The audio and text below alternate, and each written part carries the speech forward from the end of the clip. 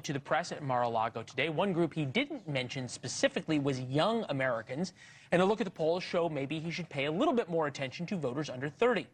He was doing pretty well with them when Joe Biden was opponent, just 14 points behind in July. But since Kamala Harris has entered the race, those numbers have cratered. He is now 31 points behind. Two young voters with us now, Leland, 26-year-old Democrat who canvassed for Biden-Harris in 2020, and Jonas, conservative voter and Columbia University student, which makes you hard to find in New York City and rare, but we're glad to have you, both of you. Thank you.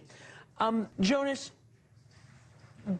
how does Donald Trump, how do conservatives change and morph now from talking to people who weren't that excited about Joe Biden 2.0 or redo and are now thrilled with Kamala Harris? Yeah, that's a great question. I think that ultimately we do want to see a shift from a vibes campaign to a policy campaign. So I really think that the Trump campaign should be focusing on Kamala's record, should be focusing on Tim Walz's record, on, Democrat big government agenda spending and how their agenda is going to lower inflation and lower prices for Americans, which is especially important for young people as they're coming out of college, a lot of them with debt.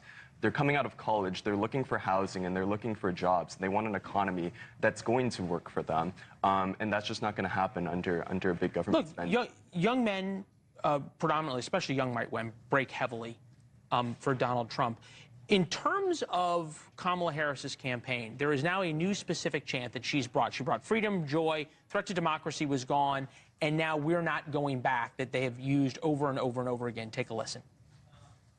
Tim and I have a message for Trump and others who want to turn back the clock on our fundamental freedoms. We're not going back. Say it with me.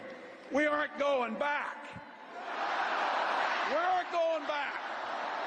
We are not going back. Jonas, give me 15 seconds, 30 seconds as you go back to campus.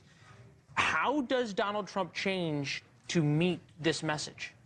Well, one thing that I'll say on the question of going back to something is I think that there are some things that we want to go back to. I think we want to go back to a border that's more under control, right? We need to stop the Is this something immigration kids your age are talking about? This is absolutely something, especially in New York City, right? Like, it's a 15-minute subway ride from Columbia is the Roosevelt hotels, other hotels where there are thousands of migrants that are draining the tax pool paid by, we pay sales tax, we pay taxes to New York City. So this is absolutely something that's on more moderate voters' minds, absolutely. I'll put it this way.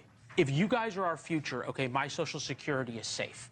That's all I can say. You guys are phenomenal. Thank you for having us. What's best about America? Thank you. Thank you both.